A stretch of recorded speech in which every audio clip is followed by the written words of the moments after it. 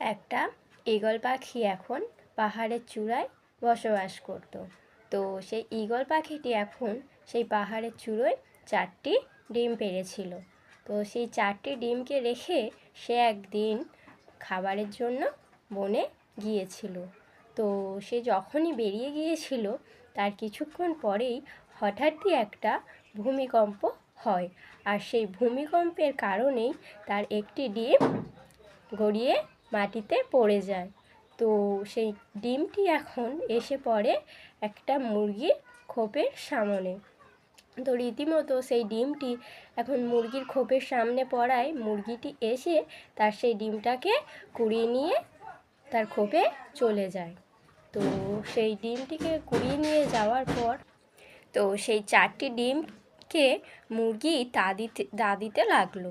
তো সেই 4টি ডিম তা দিতে দিতে একদিন যে সেই 4টে ডিম থেকে ছোট্ট ছোট্ট বাচ্চা বের হলো। তো রীতিমতো সেই মুরগি এখন সেই ছোট ছোট বাচ্চাগুলোকে বড় করতে লাগলো।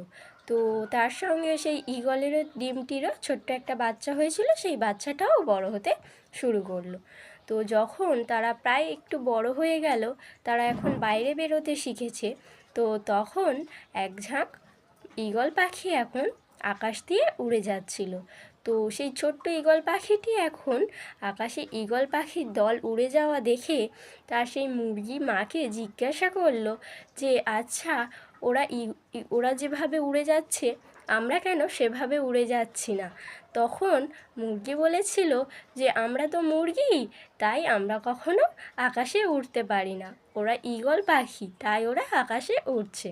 তো এই কথা বলতে তখন কি ছোট্ট ঈগল পাখিটি একটু উদাস হয়ে যায়, একটু মনটা ভেঙে যায়। সে মনে মনে অনেক স্বপ্ন দেখছিল যে আমিও হয়তো ওদের মতো আকাশে উঠতে পারবো, কিন্তু তার সেই মুরগি মা যখন তাকে বলল যে আমরা আকাশে উঠতে পারি না, তাই তখন তার আশা ভেঙে গেল। তো তারপরে দিনের পর দিন যেতে থাকলো, তারা আস্তে আস্তে অনেক বড় হয়ে গেল, তারা নিজেদের মধ্যে জীবনযাপন করতে থাকলো।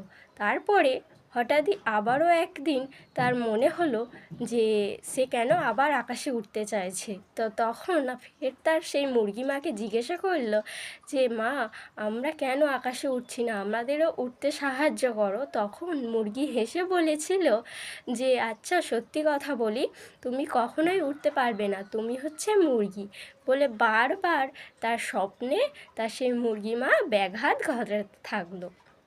তো রীতিমতো দিনের পর দিন গেল। তারপরে একদিন সেই